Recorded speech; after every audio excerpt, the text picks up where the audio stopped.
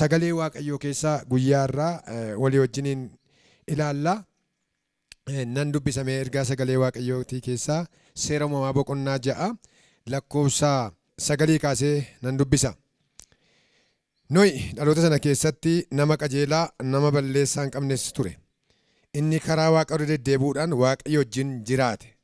Hiddi dhaloota sanyii Nohi kanatti fufee hin lakkaa'ama. Ameen. Mee waaqayyoon hin kadhanna waaqayyo kanatti dubbatuuf. Abbaa gaarummaan guutuu kaleessas arras boris bara baraan waaqayyo kan taate guddaa goonee si galateeffannaa maqaa Yesuus Kiristoosiin galanni siif haa ta'u. Waaqayyo guddaa goonee si galateeffannaa si haa galatu. Ammas kunoo sagalee kee dhaga'uudhaaf dubbachuudhaaf fuula kee dura jirra. Kana hundumaaf ogummaan kan kee yoo ta'e malee ogummaan namaa waa'een baasu ati waaqayyoon waaqarraa kottuu itti dubbadhu. Isa kanaan mormu warra TV kanallee ilaalan akka isaan kana hin hirmaanne sagantaa kanaaf hin hirmaanne illee mana isaanii keessatti jeequmsa kaasuudhaaf amma sa'aatii kanatti jireenya isaanii mana isaanii kan jeequ bara isaanii kan jeequ dubbii kee kana duraa maqaa Yesuus Kiristoosiin kan ture haa ta'u. Waan nuti dubbattuuf ulfaadhu maqaa Yesuusiin ameen. Sagalee waaqayyoo iddoo nama dubbise seera uumamaa boqonnaa 6 dubbise lakkoofsa 9 irraa kaaseen dubbise. Egaa seera uumamaa kana ni beekna waaqayyoo jalqabumaa kaasee waaqaaf lafa akka inni uume guyyaa falkana akka inni uume waan hundumaa akka inni uume uumama addunyaa kanarraa argaman hundumaa biqilaasaa waan hundumaa akka inni uume hin beekna. Boqonnaa tokko kana keessaa kaafnee amma kanatti yoo ilaallu gabaabaadhumatti waaqayyo yeroo inni itti uumamaa hundumaa uume ni argina. Yeroo inni itti waaqayyo nama uume ni argina. Yeroo itti waaqayyo Addaamiidhaaf haadha manaa kenne in argina. Isa booddee kufaatiin akka dhufe isa booddee akkuma kanatti ijoolleen Addaam lamaan isaanii fuula Waaqa durattis aarsaa dhiyeessuudhaaf gaafa kaan kan tokko gaafa fudhatamu isa rakkinni isaan gidduutti uumamee inni tokko isa tokko galaafatee jechuudha. Kanaaf bu'aa ba'ii baay'ee qaba seera uumamaa kana jalqabaa kaafnee ammasitti yoo ilaallu uumamuma namaarraa kaaftanii dadhabinootaa fi hanqinoota adda addaa arginaa jechuudha. Utuma kanaan deemanii seera uumamaa boqonnaa 6 kana keessa yoo ilaallu ammas waaqayyo nama uumuu isaatiitti yeroo inni itti gaddu keessaa isa jalqabaati jechuudha. Nan gaddee dabalee waaqayyo afaan isaa keessaa baasee an nama uumuu kootti nan gadde jedhee waaqayyo jecha kana dubbate. Sababi maaliif waaqayyo yeroo sana gadde namni waan waaqayyo isarraa barbaadu waan waaqayyo keessa kaa'ee waan waaqayyo irraa eege gochuu hin dandeenye. Namni yeroo sana waan inni godhu hundumtuu waan dadhabsiisaadha waan waaqayyoon gaddisiisu ture jechuudha. Boqonnaa 5 keessa yoo ilaaltani nama tokko ni argina. Nama akkamii argina naatan Henook nama jedhamu argina. Henookii waggaa 66 erga jiraate booddee Maatusaalaa dhalcheedha. Maatusaalaa erga dhalchee booddee adeemsa isaa hundumaa waaqayyo wajjin godhatee jedha. Boqonnaa 21 kaaftanii argachuu dandeessu. 5:21 kaaftanii Henook kun waaqayyo wajjiniin adeemsa isaa utuu inni godhatu argina.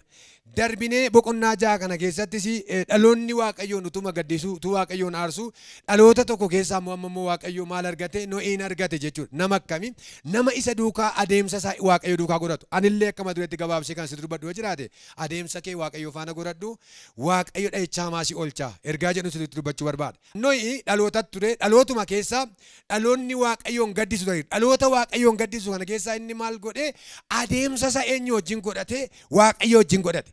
Adeemsa isaa hiriyyaa ilaalee akka hiriyyaan jiraadhan jenne biyya ilaaleen akka biyyaatti jiraadhan jenne.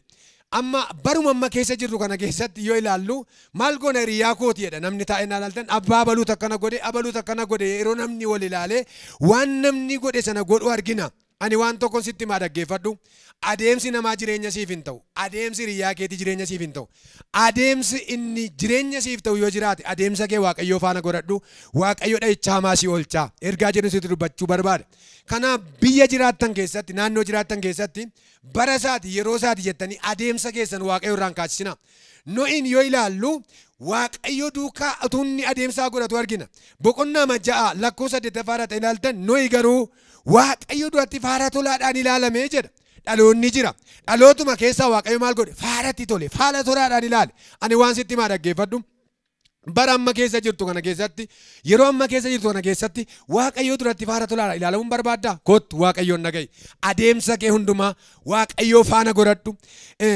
Salgaffaa kanarratti Nohi nama qajeelaa nama balleessaa hin qabne ture. Inni karaa waaqayyo irraa deddeebuudhaan waaqayyo wajjin jiraate. Karaa eenyurra karaa waaqayyo deddeebuudhaan waaqayyo wajjin jiraateedha. Ani waan sitti himaa dhaggeeffadhu. Karaa tajaajilaa irra deemta yoo ta'e, karaa tajaajilaan sitti hima mitamma. Karaa Waaqayyoo isa jireenyi isaa guutuu, karaa Waaqayyoo isa dubbiin isaa guutuu, karaa Waaqayyoo isa fayyinaan guutuu, karaa Waaqayyoo isa dandeettiin guutuun sitti dubbadha. Barammaa kan namni maal godha? Tajaajilaan akkana ta'e, namni akkana ta'e, abaluu akkana ta'e, jaarsi waldaa akkana ta'e, paasteriin akkana ta'e, qeesiin akkana ta'e. Ani waan sitti himaa dhaggeeffadhu. Anamini jireenya kan siif ta'u, kan jireenya siif ta'u addunyaa kanarraa eenyudha? Waaqayyoodha. Gaafan akkana jedhu namni nama dura jiru fakkeenya namaan ta'u jechuu barbaade miti. Namni nama jira tokko nama barsiisu jechuu barbaade miti. Wayi paasteriin tokko, wayi wangeelaawiin tokko, wayi namni Waaqayyoo tokko namni nama dura jiru fakkeenya namaan ta'u jechuu barbaade miti. Yoo inni dogoggore duukaa buuteen dogoggorisiin jechuu barbaadeeti. Yoo inni karaarraa kaate inni karaarraa kaate jettee karaarraan kaatiin jechuu barbaadeeti. Dhaloota sana keessatti namni Waaqayyoo Nohi maal godhe jechuudha. Waaqayyoo duukaa deeme. Waaqayyoo duukaa bu'ee Waaqayyoo ajaje. Guyyaa tokko dhufa, bara tokko dhufa. Mee markaba hojjedhu ittiin jedhe Waaqayyo. Mee markaba hojjedhu wayifan si ajajaa jira jedhe Waaqayyo. Inni ajajame. Yeroo Waaqayyotti dubbatu maalan godhaa jedhee mugguutiin baay'ifne. Achi ol Waaqayyoon mormiin baay'ifne. Maal godhe? Isa Waaqayyotti dubbate fiixaan baasuu jalqabe. Hojjechuu jalqabe. Gaafa inni kan hojjetu tarii namoonni yeroo sana jiraatan, namni bara sana jiraatu qoosuun isaa namni bara amma keessa jirru kana keessatti yeroo nu ergaa akkasii kana dubbannu kan dubbiin kun dalgatti galu jiraachuu danda'a. Kan qoosu jiraachuu danda'a. An waan tokkon jedha addunyaan kun qoosu dhiisu ati sagalee Waaqayyoo dhagaa kan jirtu. Sagalee Waaqayyoon magara kee kan dhufu isa Waaqayyo siin jedhu galmaan ga'i. Waan Waaqayyo siin jedhu galmaan ga'i. Hallelujah. Adeemsa keessan Waaqayyo wajjin godhadhaa. Adeemsa keessan Waaqayyo faanadhaa. Warri adeemsa isaanii Waaqayyo faanadhaan Waaqayyo utuu inni milkeessu argina. Waaqayyo utuu inni galmaan ga'u argina. Waaqayyo utuu inni dabarsu argina. Nohi waggoota 120 ol isa lakkoofse hundumaa kana keessatti maal godha? Nan dadhaben jedhu, hin ture guyyichin jedhu, raawwichin turen jedhu, Waaqayyo duukaa deema, Waaqayyoon dhaga'aa deema, waan Waaqayyo isarraa barbaadu maal godha? Hin hojjeta. Akkaataa Waaqayyo waan nama dhibu akkaataa Waaqayyo kutaatti godhe yoonni de kutaatti godhe. Yoonni soofedhe hin soofa. Waan inni itti hundumaa dhaga'aa hojjete jechuudha. Waan sinitti maa dhaggeeffadhaasin Waaqayyo dubbachaa jira. Barammaa kana keessa Waaqayyo haasaa jira. Yeroo Waaqayyo sinitti dubbatu kana kanan jedhu qoosaa keessaa ba'ati isa Waaqayyo jedhu dhagaa. Fakkeenya waa'ee miti gooftaa keenya Yesuus Kiristoos hin dhufa jennee erga lallabuu jalqabne anumti hin dhufa jedhee erga lallabuu jalqabe yoo xiqqaate waggaa 22. Waggaa 22 erguma nama kana dubbachuu barbaade. Ana dura immoo kan lallaban waggaa 160-70 kan guutan jiru akka biyya keenyaatitti. Gooftaan keenya Yesuus Kiristoos hin dhufa isa jennu kan amma namooti baay'een maal godhu innoon dhufu jedhanii gidduutti qaxxaamura jalqabu. Innoo tureera jedhanii gara haasaatti namaatti deebi'u. Innoo tureera jedhanii gara yeroo ammaa kanaatti deebi'u. An waan tokkon jedha haa turuu isa dhufus inni Waaqayyo jedhe hinuma ta'a. Hallelujah. Inni Waaqayyo jedhe hinuma raawwata. Inni Waaqayyo jedhe har'as haa ta'u boris haa ta'u haa dheeratus haa gabaabbatus inni Waaqayyo jedhe hin raawwata. Kanaaf waan Waaqayyo sitti dubbatan addaan kuttee hin deemin dhufa ture jette natti dubbatee dhufuu dide jette addaan hin kutin. Sababiin isaa maal? Waaqayyo nama miti. Waan dubbate dubbateen seesudha. Sagalee Waaqayyo dubbatee dudduuban deebi'u. Dubbatee akka dubbatee jira. Dubbatee galmaan ga'a. Kutaa kana keessatti yoo ilaaltanii markaba kana utuu inni hojjetu argina. Nohi markaba hojjetu kana hundumaa keessatti waggoota amma kana isaa gaafatu iyyuu malee namooti baay'een akkana jedhu barammaa kana keessatti tajaajilaaf yoo ta'e baay'een tajaajileedha. Humaa bu'aa isaan argineedha. Inni argitaa kottu bu'aasa rarra'ee nafu bu'aan kee gatiin dadhabbii keetti rarra'ee nafu. Bu'aasaa irra lakkaachuudhaafis hin ariifatin. Yeroo ati bu'aasaa lakkooftee hin fixne tokkotu dhufa.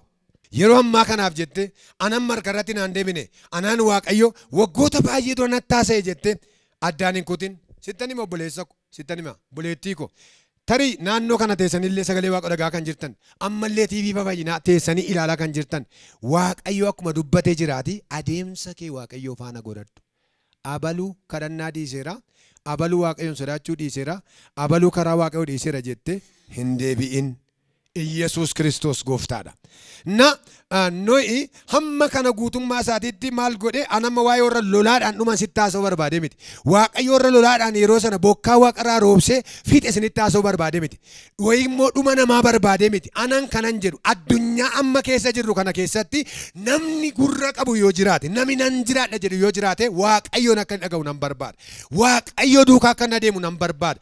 Karaa isaa faana Waaqayyo duukaa akka inni godhatu nan barbaada. Ammallee isinittan hima dhaggeeffadhaa. Namni jireenya siif hin ta'u, Jireenya kan siif ta'u dhimma jireenyaati. Dhala namaatu na dhiba. Nama nuume kanan na dhiba jedhee yaadee murteessee kan dhufe namaaf jireenya ta'uudhaaf kan dhufe tokkoof tokko addunyaa kanarraa ilma Waaqayyoo duwwaa. Inni immoo akkasiin jedha obboleessa ko. Karaa keenya duukaa godhadhu sin oolchaa. Maalirraa si oolchaa Waaqayyo? Inni guddaaf olaanaan dhahicha bara baraa mana keerraa oolcha. Inni guddaaf olaanaan yeroon ilkaan qaruu bara salphinaa barri tokko hin dhufa. Bara sana maal godha Waaqayyo? Si oolcha. In oolta. Maalirraa? Dhahicha dhufu. Isa dhumaa dhahicha ulfaataan tokko akka ta'u beekamaadha.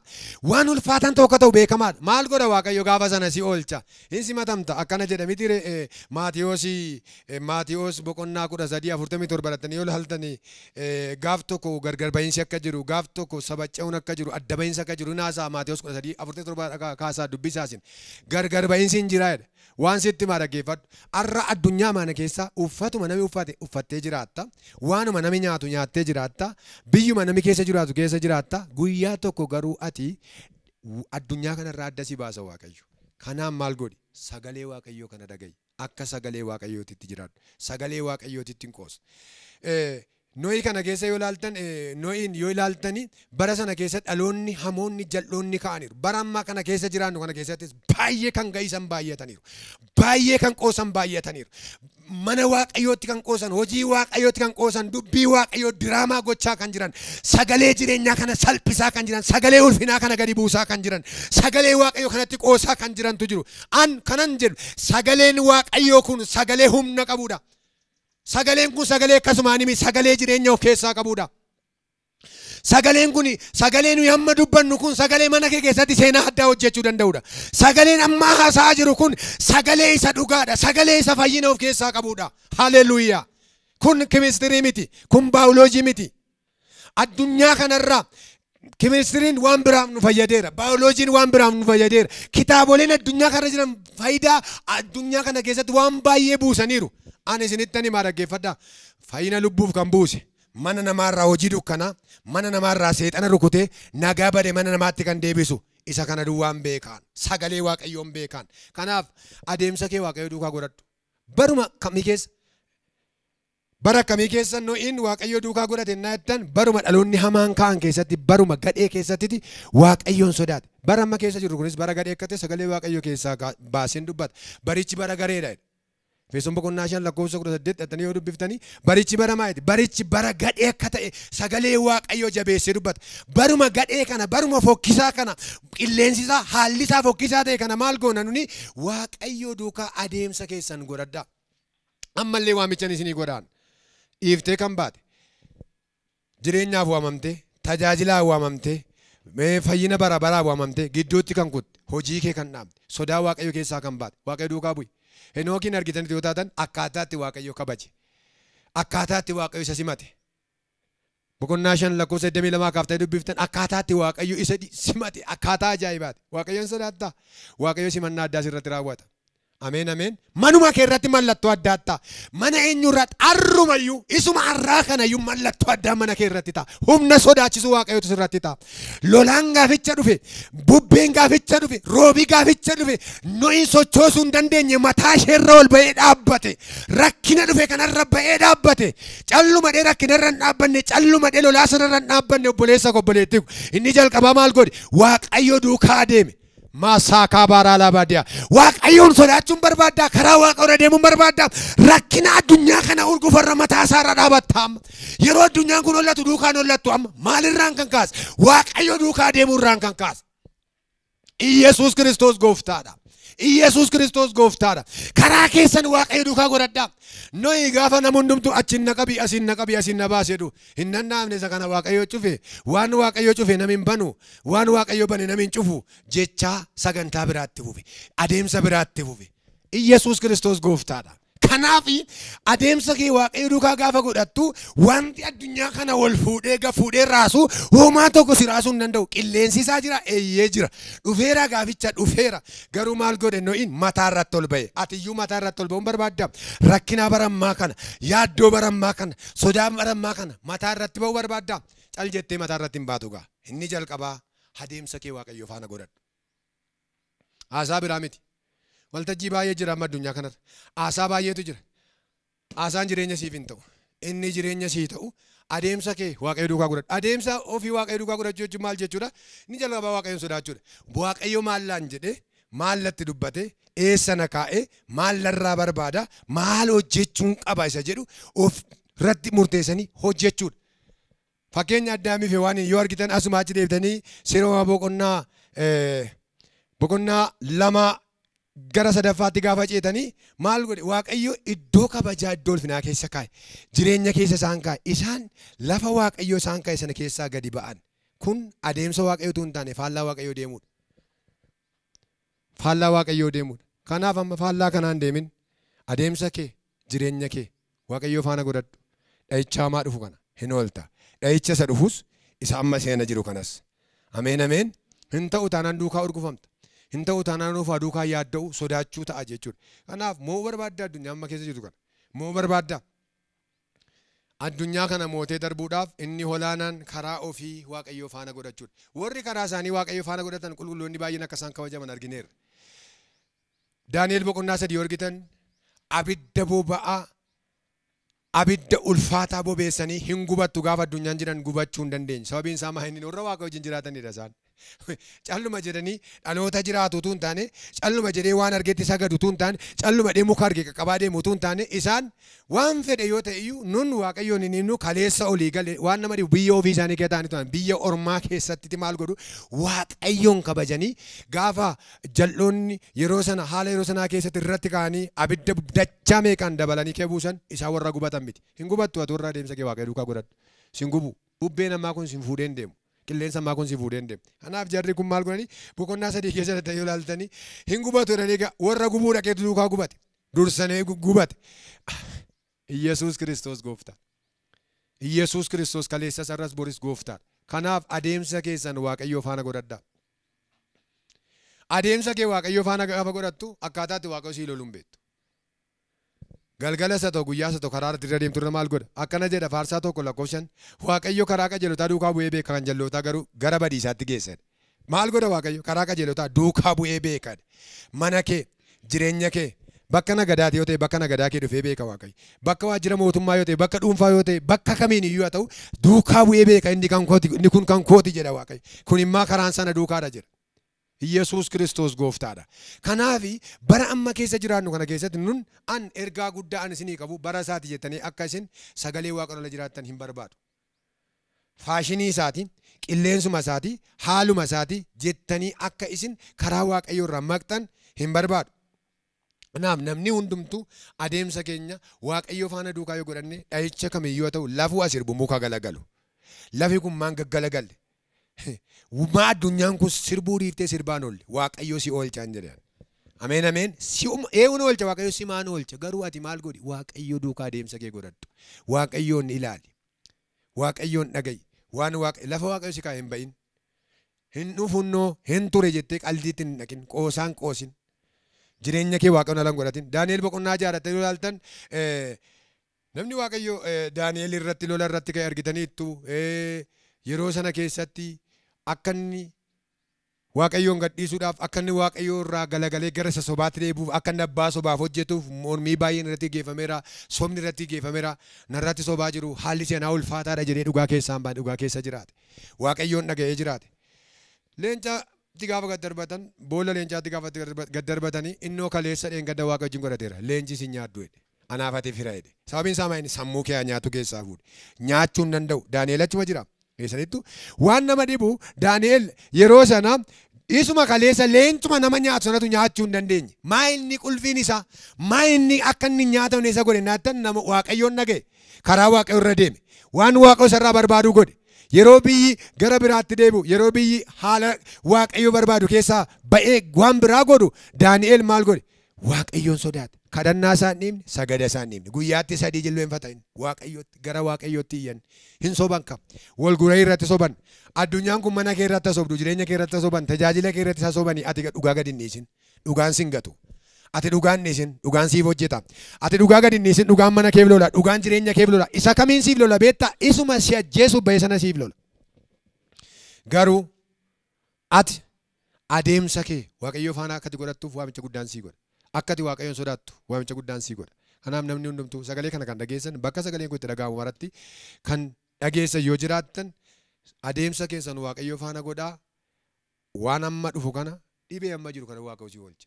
Ilaa dhibeedhuma samma addunyaa kanarraa walii gadi fiigaa jiru akka shoror keessaa addunyaa kana shoror keessaa jiru kana Waaqayyo mana kee hin oolcha. Simaan oolcha Waaqayyo.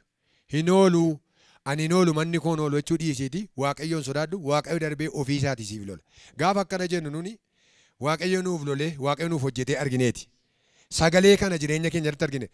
Daani'el boqonnaa 6 kana keessa yoo ilaaltanii namni hundumtuu Waaqa Daani'eliif haa jilbeenfatu. Daani'eliif Waaqni sirriiniif Waaqni dhugaan kan Daani'eliiti jedhanii.